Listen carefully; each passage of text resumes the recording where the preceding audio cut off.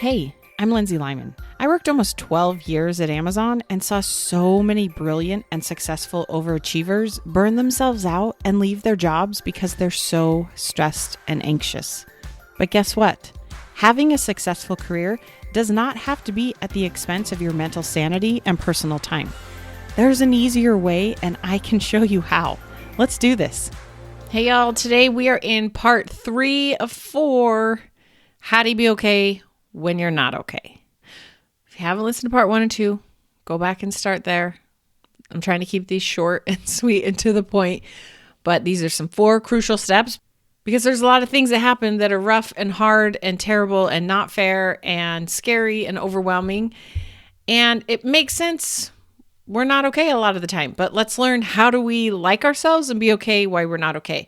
Remember, step 1, you just got to notice. What are you feeling? Where are you feeling it? Breathe through it. What are the signs and tells that you're starting to not be okay, right? We just want to notice what happens. What does it feel like when I'm not okay? How do we get better at noticing I'm not okay before we get to that, like, I'm extremely not okay? Second, you want to normalize it. This is where we remove the judgment. Why is it totally normal to feel this way? Why does it make perfect sense that you're feeling this way?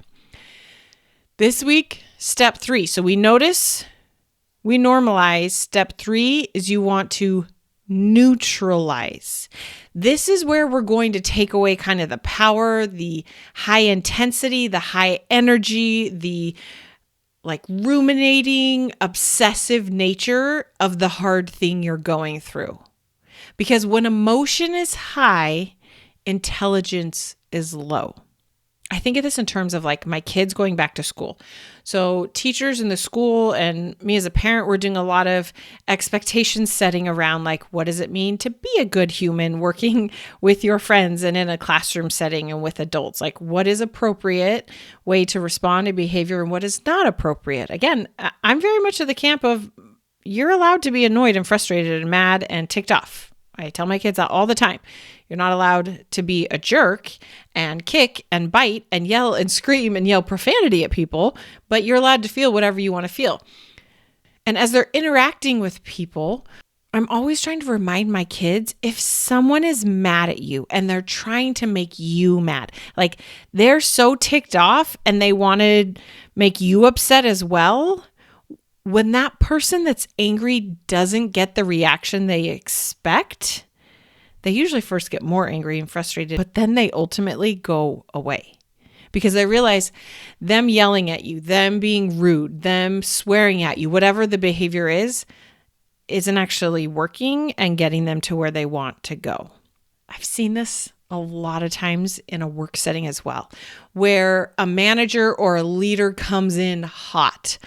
At Amazon, unfortunately, I saw this more often than is appropriate with leaders that would just come in hot to an MBR or WBR, and they are ticked off that the team has missed some deliverable, and they're being pretty aggressive in their language. Their tone of voice is pretty loud. I've even seen leaders like slam their hands down on the desk and be really angry and upset.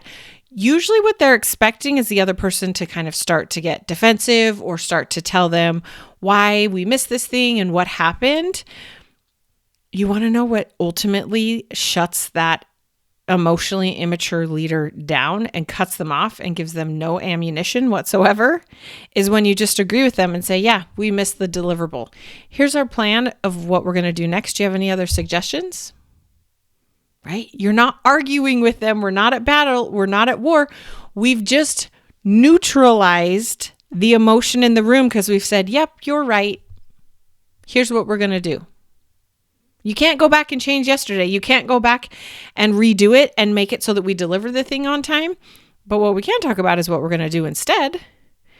But when this is how you know how to neutralize the situation, what happens, that emotionally immature leader looks kind of silly and like they're overreacting because they are. It's the same thing with ourselves as we want to neutralize. So we've noticed, we've normalized, now we want to neutralize. This is where you want to look at, okay, what are the facts? What is true? You don't have to like it, but like what is the reality of the thing you're not okay about? If you find that you're like really ticked off or really emotional or really worried that you're just really stuck in this, go back to step number 1 and just notice and feel and process and normalize it. Give yourself permission to do it as often as you need to. But then I like to look at myself in the neutralize phase and look at, what am I resisting?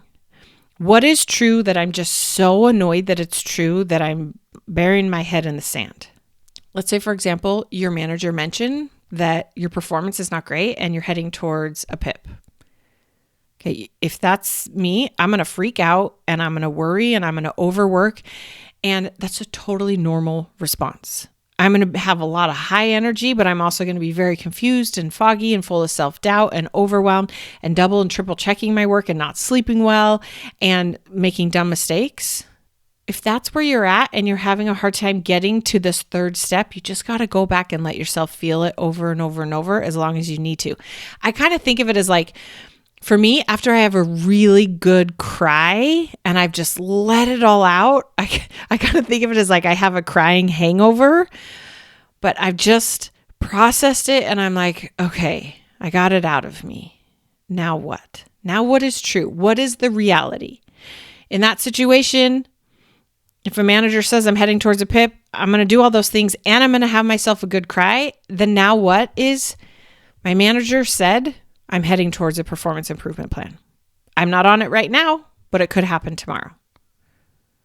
That's the neutralizing. We're just looking at the data, the facts, what is true, and we're trying to remove the emotion from it by giving ourselves permission to feel and process and deal with the emotion and then come to it at a more low energy level. When emotion is high, intelligence is low.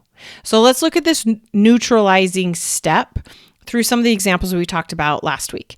So say your team is going through another reorg. Again, totally normal to freak out, especially if you've been through reorgs where your manager changed and it didn't go well. Makes sense, okay? Give yourself permission to freak out. Tell yourself it's totally normal and healthy. Here's what neutralizing that situation might look like. It might be realizing, today I know who my manager is, and leaders have said words that tomorrow it could change. I don't know who, I don't know when, but leaders have said it may change. That's just the reality. That's the thing I'm resistant to. Neutralizing it could even look at, leaders said words about changing who's reporting to who and who owns what projects. That's it. Okay. What's the data? What's the fact? The neutralize phase, as we're looking at this, I was thinking of like, this would be very, very boring TV. So I'm like, okay, leader said words about changing who reports to who and who's on which project. My brain is like, okay, but what's the dish? Tell me the tea. Like, who do we like? Who do we not like? What are the good projects? Who's mad, right? Like, that's where all the drama comes in. The thing that we're resisting is someone said some words about how we're going to structure the team. Okay. Your brain won't give you permission to get to that factual place until you've given it permission to freak out and not be okay. It's okay. Keep going back to step number 1 if you need to. Notice it, feel it, breathe, process it. Give yourself permission to feel it as many times as you need to. Let's look at another example. Say the project you've been working on gets defunded. You're pretty annoyed and you're ticked off and you're frustrated because you worked really hard on it and it feels like it's a waste of time. Makes sense. Allow yourself to do those things. Do all the things you need to feel annoyed and frustrated. When you're ready to get to the neutralized state, you will have processed all those feelings and those emotions, and you'll look at what is the reality. The reality is this project is no longer a project I'm working on at my job. It is not happening. That's the reality. Again, I can't stress this enough. If you don't give yourself permission to feel all the things about it, you will continue to resist that reality and try to find ways of like, what if we did this? What if we did this? I'm not saying we just give up on things, but if your project has been shut down and defunded, the longer you spend resisting that reality, the more frustrated and annoyed you're going to be. Let's look at the other example of maybe you got some hard feedback. Not an easy thing to feel. Most people don't feel great when they get this. Once you've noticed it and normalized it and you get to the neutralize phase, for me, this looks like me acknowledging this person said words. Or neutralizing it sometimes looks like people have opinions about me and I have opinions about those opinions. Great. It's not good. It's not bad. We're not telling ourselves we should, we shouldn't. It just is.